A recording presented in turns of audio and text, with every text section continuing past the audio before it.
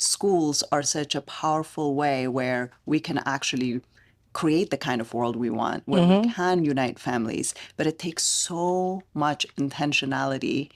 And it takes innovators like you who are operating in that border space and bringing families together who would never have crossed paths if it wasn't for the fact that their children go to the same school. That just rings to my heart. The greatest migration is underway. It is changing every facet of our lives and our economy, and we get to be a part of it. Join us as we explore the stories of some of the most inspiring entrepreneurs working on the front lines of change, the kind of change that matters. My name is Alfa Demmellash. I'm the CEO and co-founder of Rising Tide Capital, and for the past 20 years, we've been transforming lives and communities through entrepreneurship. We begin with a very special guest, Myani Lawson. She's the founder of Bergen-Lafayette Montessori School in Jersey City. Hear Myani talk about how she did it and what it means to create resilience and opportunities for a flourishing future. So, Myani, I'm so honored and excited to have you on this very first podcast. You're our very first guest, and I couldn't think of a better person to kick off with. Well, thank you. I love what you're doing and would love for you to share a little bit as to how it is that you got started doing what you're doing. So I always wanted to be a teacher. I knew that at 8 years old, I was going to be a teacher. I had some really phenomenal teachers early on, and they just really inspired me. And so I said, I want to teach. And then when I was 12 years old, I heard about a woman. Her name was Marva Collins, and she had started a school with her pension money. She was a teacher in Chicago, and after 25 years or something like that of teaching, she started her school, and it became a school where, there were children that people were saying couldn't learn, couldn't do things, were behavior problems, and those children ended up going on to do great things, having wonderful careers. Some of them she talks about in her book were turned out to be physicians, attorneys, social workers, just really community-oriented people. And so that just inspired me. I was like, I want to do that too. I'm going to teach for 25 years, and then I'm going to take my pension money, and I'm going to... Love it. And I'm going to open a school. Oh, that was me. I had my whole life planned at 12. I was going to drive a cabriolet because that's a teacher's drive. Wow. Yeah, it all has not worked out like that. But, but at 12, we have it planned. So fast forward to 2013. I had a small child of my own and was looking around for schools for her and really wasn't finding what I was looking for her. I really wanted a diverse school. I wanted a progressive education, just so many different things that I wanted for her. So when I couldn't find that for her, I decided, well, maybe I should go ahead and try to open a school, and started talking to people in the community. I had been running programs in my home. I had run a parent-child program, and I had run a preschool, like a nursery program, and the parents were kind of like, what next? Where are our kids going now? What are we doing now? And I'm like, I don't know.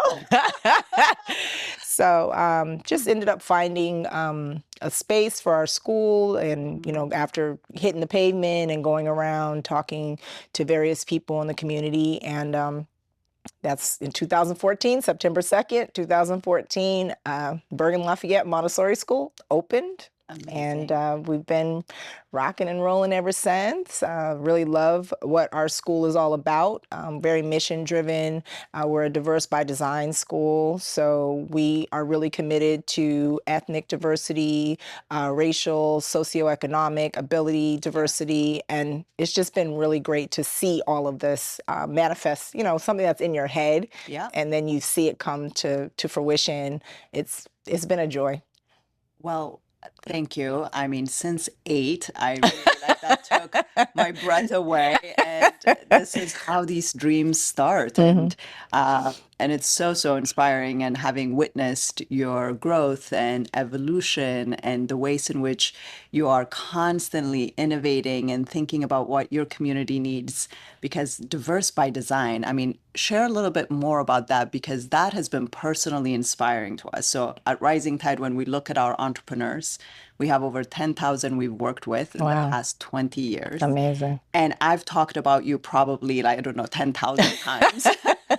Because, when you started, it wasn't just about your enterprise and what it's going to do for you, whether it's buying that car or going on that trip. You really were engaging community right from the get-go. Everything that a school needs that is requiring so many other entrepreneurs and collaborators and mentors and families to come together. You're like a society in and of yourself, like an ecosystem. Well, that's what schools should be, actually. Truly. They should be. Yeah. And so talk a little bit more about this idea of diverse by design, because I think it's like there's so much packed in there that is medicine for the times that we're in. Yeah, definitely. I mean, well, first of all, we're here in Jersey City, and Jersey City is the #1 most diverse city in the country right now. And so, but when I was going around and looking at the different different schools and different options, you don't necessarily see that diversity in all of the programs. People kind of maybe live in their little enclave or where they are, or they're doing whatnot. And so I just was kind of like, well, if we're in the most diverse city, shouldn't we have all of our schools be really diverse and our early childhood programs be really diverse and reflect that diversity? And so that's kind of what I really set out to do with that. And I also didn't want to I know sometimes when you start like a school and it's an independent school, there can be kind of an air of elitism around it. And I just didn't want that. I felt like I live here in the community. The school is up the street from my house. I want my neighbors to come here. I want it to be accessible to everyone.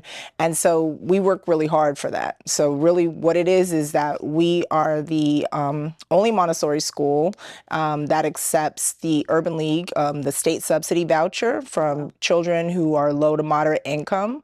And we do that because everybody deserves to have a high quality early childhood education. What the voucher covers, it doesn't cover what the full cost of running our programs are. And so we also have like a really robust scholarship program where we raise money each year to be able to offset the cost. So if a child's if a child's voucher pays, this amount and our tuition costs this to be able to operate the school, we then fundraise as a community to be able to do that. And what I think is fantastic about it is that we get all the families involved in that too. So families are raising funds for other families. When you're coming to this school, you realize that perhaps, you might be able to afford for your child to come, and you might be able to pay the tuition for your child to come, but someone else might not. And you're not saying, well, it's really I'm my brother's keeper kind of mentality, because people are like, okay, I'm going to raise the money for other people to be able to come to the school, which I think has just been fantastic. And really, like when you're describing that, that is basically what we talk about in our internal stories about what the land of flourishing looks like. It's really about mutuality. It is about people looking at each other and supporting one another, because there is no flourishing if we're not all flourishing. Correct. And so I think you have such a tangible example of how that happens. Take us a little bit to the playground, because I love it. I love the conversation, because it's every race. It's it's the socioeconomics. It's like where parents and people talk about that playground scene. Yeah. Well, in 2016, in front of our school was just a parking lot, and so the community came together. We fundraised, hit the pavement. We sold lemonade, pizzas, pies. We got a little bit of grant money, and we raised $21,000, and we installed a lovely playground in front of the school. And it's just been a joy for me to really watch the children out on the playground, because while we don't advertise, like for our school, we never tell anyone who has a scholarship, who uses a voucher, who, that's just between us and the back office and the family. But when I look out on the playground and I see all the children, I know everyone's backstory, and we also don't screen children. So we have children that come to our school and we either identify that they have special needs and learning differences, and we work with their families to help them and support them. But again, this isn't something that we advertise or anything. So I just love to see everyone out there, all the children playing together, children that, maybe they wouldn't necessarily have gone to the same school together. They wouldn't, and they're the best of friends. Yeah. And then also children who have learning differences.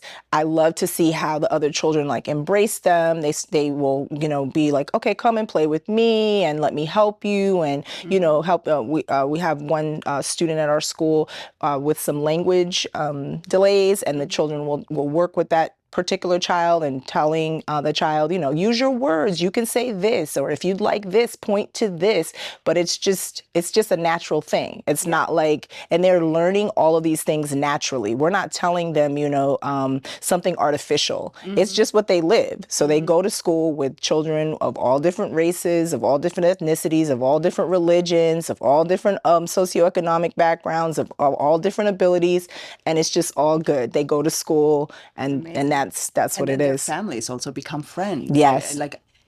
So many of us are talking about how do we bridge divides? How do we get people who don't necessarily get to connect because of class, because of socioeconomics, geography? How do we get them together? And schools are such a powerful way where we can actually create the kind of world we want, where we can unite families. But it takes so much intentionality, and it takes innovators like you who are operating in that border space and bringing families together who would never have crossed paths if it wasn't for the fact that their children go to the same school. You don't know how much that just rings to my heart, because I love what you guys have going on here with the affordable housing, because I feel like education and affordable housing, if we want to really get the whole education and social issues that we have today, that's what you do. You don't have to artificially do things. If you have affordable housing and people can afford to live in a neighborhood, they're going to send their children to that school in that particular neighborhood, and then you've got mixed, incomes, and people are going to school together.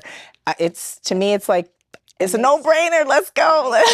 Huge difference. Yeah, because I think people change people. Yeah. And so I actually want to circle back to the idea of change, because we're in the midst of so much change. Yeah. And we talk a lot about, for us here, we talk about the future of entrepreneurship. And this is even the reason why we're talking about this idea, mythology of the terrapin and the turtle. We're really saying, hey, actually, maybe we need to stop necessarily imagining that we need unicorns, and we need to start imagining maybe we need turtles who can carry us through these times of change, who go fast in water but can walk slowly on land and be deliberate. And there's so many mythologies around the turtle, or we call it the terrapin. And so we've been trying to really understand the magic of the terrapin, and slowing down in order to go fast has been a big part of our theme. We've had to do that during COVID. Yes. We've had to take a step back. We had to replenish ourselves, our team,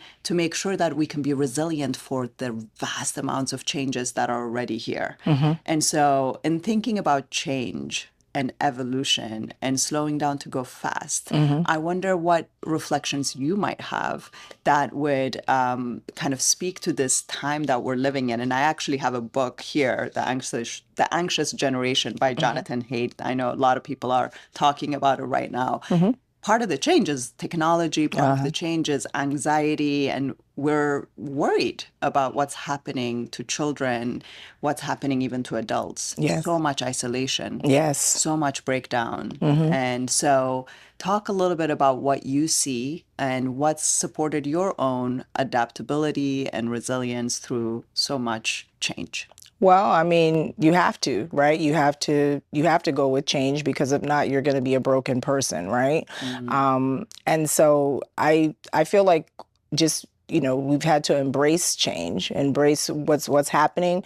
But I feel like also one of the reasons, just to kind of bring it into what I do, it's kind of like, that's why I'm drawn to Montessori, because it's has over 100-year history, right? So you've got something that works, right? But then also we're taught to follow children, follow the child, so that way you can see where they are for, what for this day and age. And I think that that's kind of like I don't know if we want to look metaphorically for how it is. You don't have to throw out the baby with the bathwater, so to speak. Let's look and see. We have a lot of wonderful things that we have going on that we don't, need to change. And every time when we think that that's innovative, that we're changing this and we're changing that, but it's like, no, you're throwing out the core thing that actually is working. And so, I just take it back. More to that. What is the core thing, and what does following the child look like? For example, when so many of the children are wandering in lands we can't follow because they're going into digital worlds.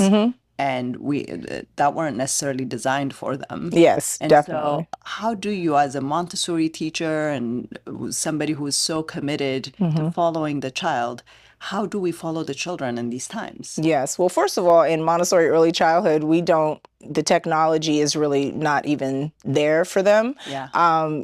When you look at the state standards and what children need to know in terms of technology, they can do it already anyway. They know how to scroll on a phone, find an app, do all that. Yeah. So they don't, in our philosophy, they don't need to spend their time in school doing those types of things. But can everyone tie your shoe? Can you zip your pants up? Can you brush your teeth?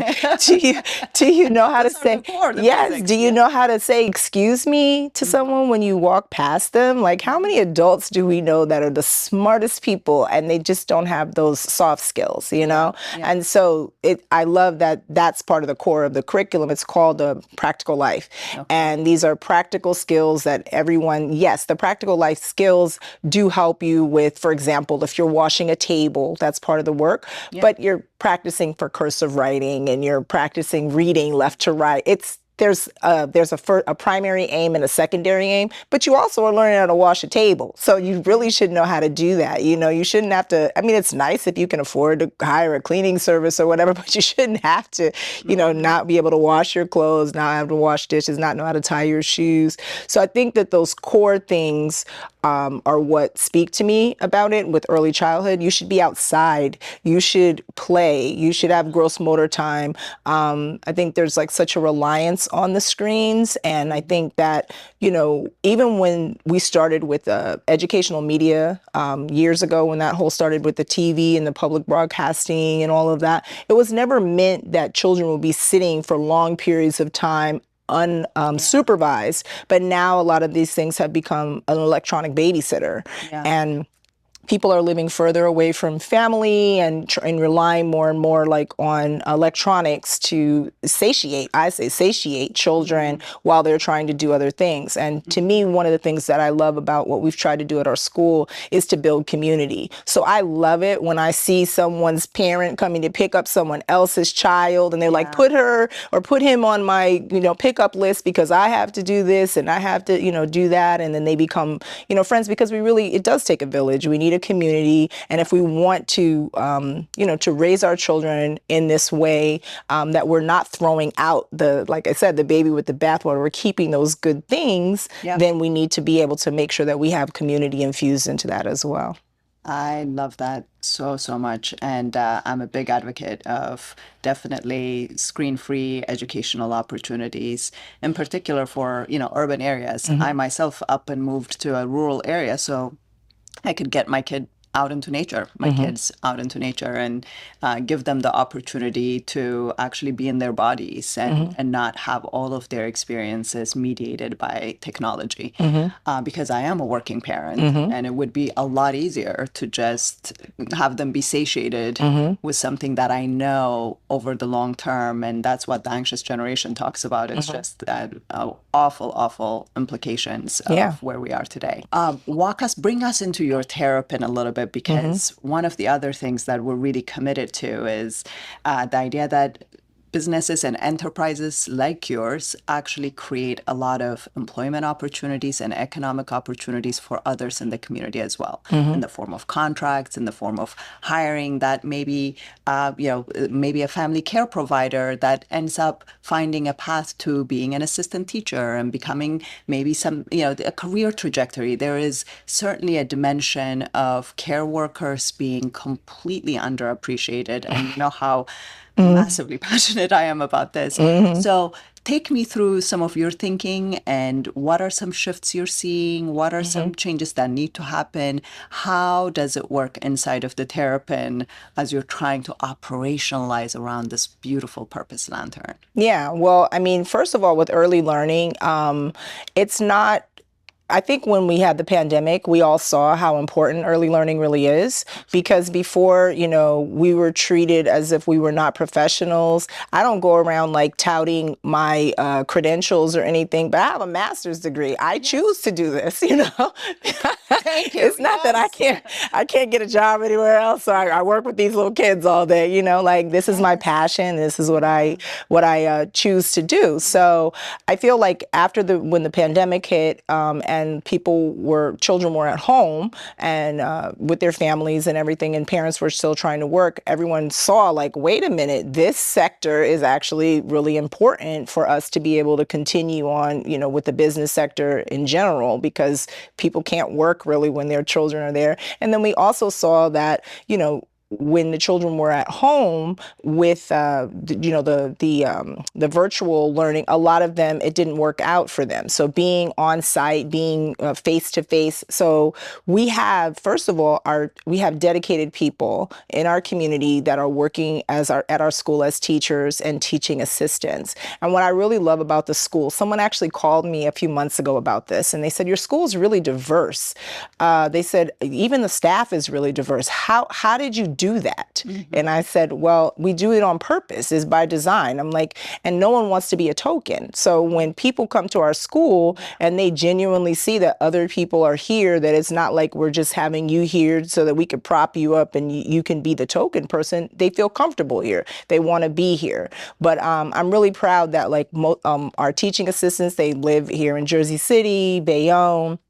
In this particular area, people have been able to start at our school, start as a teaching assistant, move up to become a teacher, move up, to get a Montessori credential.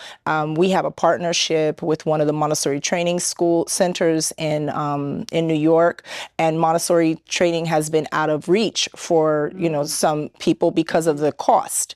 And so with our school, we don't necessarily have the finances to be able to pay for our teachers to go to the programs, but we have this partnership and with the training center so that our teachers can get scholarships to go. And so I'm so happy. We've had several teaching assistants become teachers. We have one in the program that's going in the fall for infant and toddler. Just excited. They get to be able to learn more about Montessori. So it's wonderful, like with the teaching staff, and then also in terms of the partnerships that we have with other people. So the school, we don't have it in our operating budget to be able to have full-time HR and, development and business and operations. But people have taken such a vested interest in what we're trying to do in the community that we've been able to contract with individuals for whom this is what they do. And they work with us, it's just been phenomenal, just all of and the way that they work with us like if they're full-time people there 40 hours a week, because they're just giving so much, I think when you well, I mean, they're getting paid, but they're not being paid, necessarily what they could be paid elsewhere. But I think for all of us that are social entrepreneurs, the reward comes in other ways. Yes, you have to be able to make a living. I don't think anyone should, take a vow of poverty. When Jay-Z said you can't help the poor if you're one of them, right? So I think, definitely, I'm not saying anyone should, take a vow of poverty or anything like that. But I think that, we all are there for a higher reason, and it just makes us feel good, It makes us feel good. The money, okay, I can pay my bills, but also I get to see the future every single day when I go to work. I'm just like, look at this. Here's the future right here. I see it in front of me, and it looks bright, These children are amazing. Can you write grants? I have a lot of skills. The terrapin has a lot of skills. Exactly. I have learned a lot. If you start it off and you sit there, you have to do, that's what we say, like you have to do all parts of it. Yeah. That's what you do. You're sitting in the center of the terrapin was the purpose last one. But you have to do all of the different parts. You have to have awareness around ops. You have to comms, all of it. Well, that's the thing that I feel like has really been actually a godsend with running the school, because I'm a teacher to, develop those skills over time. Yeah. And so now, that the school has a bigger operating budget and I can afford to have other people come in, that's been great. But I've done everything. I know how I've been the facilities manager, I've been the teacher, I've been the operations, the HR. I've done it all. I'm telling you, everything. The teaching. Yeah, everything. The data analytics. I've done it all. And so the good thing too is that also I feel like people feel like I understand. Yeah. So like if I'm coming to a teacher and I'm talking to them about something, it's not like I'm speaking from, some ivory tower somewhere. Yep. And I always will, I teach, so I get in the classroom and show you what it is I'm talking about. But even with facilities, I'm like, I know how much Windex it takes to wash these windows. Where's this Windex going? Wait a minute, we don't have all that money. But I think it's important, it's definitely important that what's going on and keep you can't be so micromanaging that you can't, as the director, I have to still keep mission and vision and everything in mind. Yeah.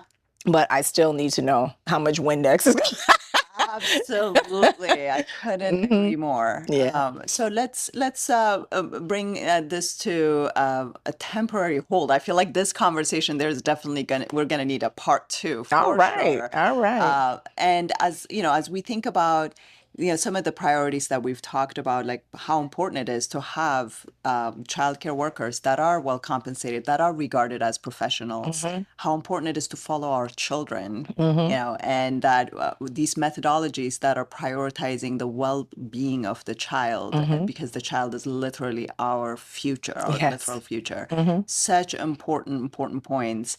I want to talk a little bit about the resources required as you look and envision and look into the future, the next 10 years. What do you see? What are the resource requirements that you're anticipating? Because I think there is an opportunity for us to go out and tell those who are interested in restoring and regenerating the future, bridging divides, that we be able to share with them the models that are doing the hard work. Yeah. And that really the financial investments that could be made in those models, the policy shifts that could support the flourishing and thriving of enterprises like yours is literally where our future resilience lies. So I'm curious what you see for the next 10 years. Well, definitely. I mean, I think to me, I feel as though education has the ability to make great neighborhoods. When you have people that have families, they want their children to have access to a good education. And in our neighborhood now, there's only 3 early learning options, and we all have waiting lists. We have, we have to turn people away, unfortunately. So one thing we're continually looking for is space, early learning facilities. We have a lot of requirements and a lot of regulations. So sometimes buildings don't work for us, or new buildings that are going up, they're tending not to want to, lease to us because of the requirements that we have. So just being more friendly toward that, because again, if you have good educational options in a neighborhood, that helps to improve the neighborhood itself. So I really feel strongly about that. And then, of course, funding, funding toward it, because with our school, as I said, we're a diverse by design model. So we're continually fundraising. Our school costs the same operating budget as if everyone were able to pay the full tuition. Absolutely. The operating budget is the operating budget. So because we are committed to being able to have a diverse by design school, we are continually fundraising and trying to make sure that we can have children who their parents are not able to afford the tuition to be able to come and, to the school. And, just also having as a policy, like being able to explore more educational options. Right now, currently in our current demographic, we're not able to be part of the public system. Yeah. We've been championing for that, for legislation around that, and really recognizing Montessori. It's recognized in Delaware and in Pennsylvania, in New York, in Connecticut. Mm-hmm. And so in New Jersey, just being able to recognize it from a policy level as one of the options would be, phenomenal. We'd be first in line. Hello, we're here.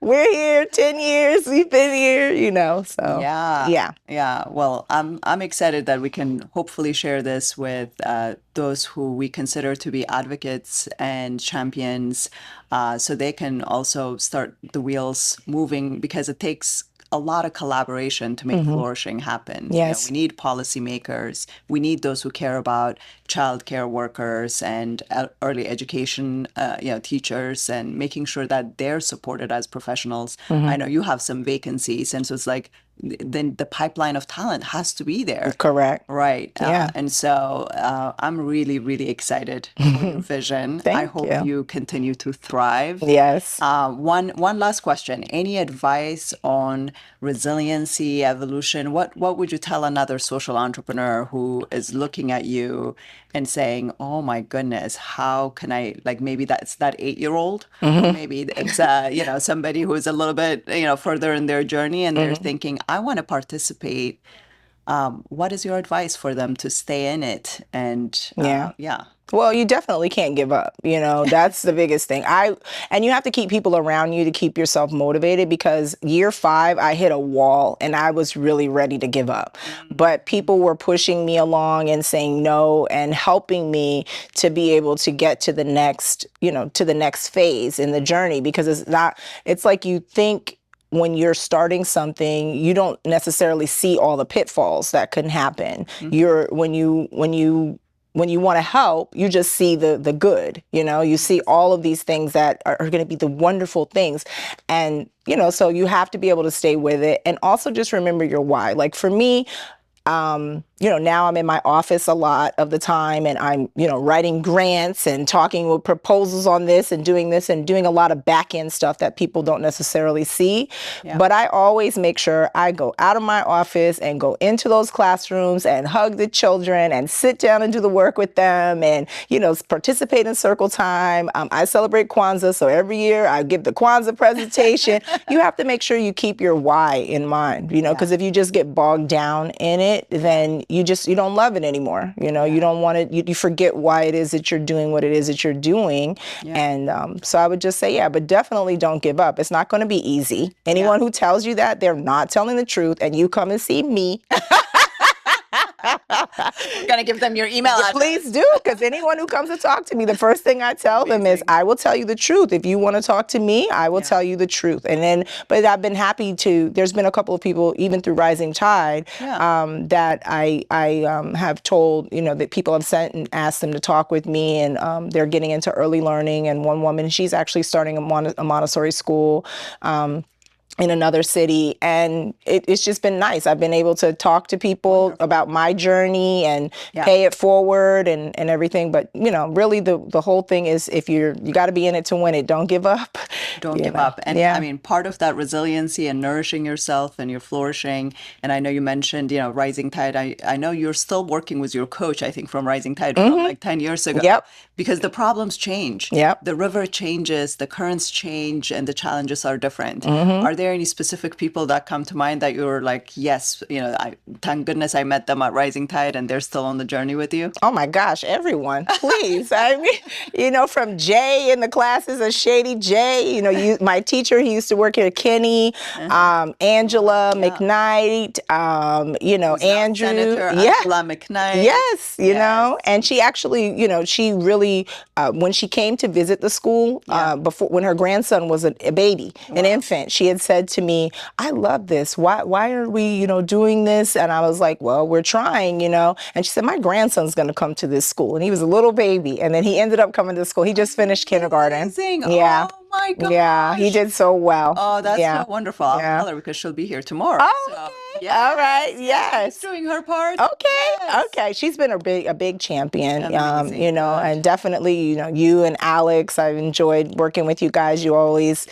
step up. Alicia Delia, when I go back, and whatnot. Michelle, I just, everyone, Kim, Andrew, so many people. It's just a village. Rob, he's helped me. Yeah, he's helped me so much with branding. Like every year we have a branding like session and meeting, and he goes like, okay, now where is the organization now? Where are you guys? And he really helps with that. So what I appreciate about Rising Tide is when you graduate from the CBA, and this is 10 years ago for me, but it stuck with me. It said, this can be the end for you. You can go and you can finish your journey, but we're not leaving you. So if you want to leave Rising Tide, go ahead, but we're not leaving you. And it's true. And I tell everybody all the time, I send so many people, I'm like, go to the Community Business Academy. I had no idea how to run a school. I didn't know what I was doing. And I said, and the good thing about it is it's not just like you're going to take a business class. You're going to get a community. You're going to get a family. People are not going to leave you. They're going to, every step of the way, whatever I've called, I've received help, and I'm just so appreciative. And I look forward to you guys having 20, 40, 60, 80 more years. Well, thank you. And I will say 20 years in, that is our primary focus and vision is community and connection is what makes it happen so that entrepreneurs like you could manifest the future for us. So thank you for what you do. And we're so excited to be part of your village. And thank you for being a part of this inaugural Terrapin Tales and sharing a little bit about your journey. I love you. Thank you. Thank you. That was so cute. I didn't even know how that was going to be, but that was fun. And I'm all late to the next thing I'm supposed to be doing. I'm trying to get a property. Thank you for tuning in to this very special conversation with Myani. Her commitment to shaping the literal future is deeply inspiring to all of us. Starting on August 1st, Myani School will be moving into a new, beautiful facility. To learn more or to make a contribution to her school's success, please visit Bergen-Lafayette Future Tide Conversations is a special initiative of Future Tide Partners powered by Rising Tide Capital.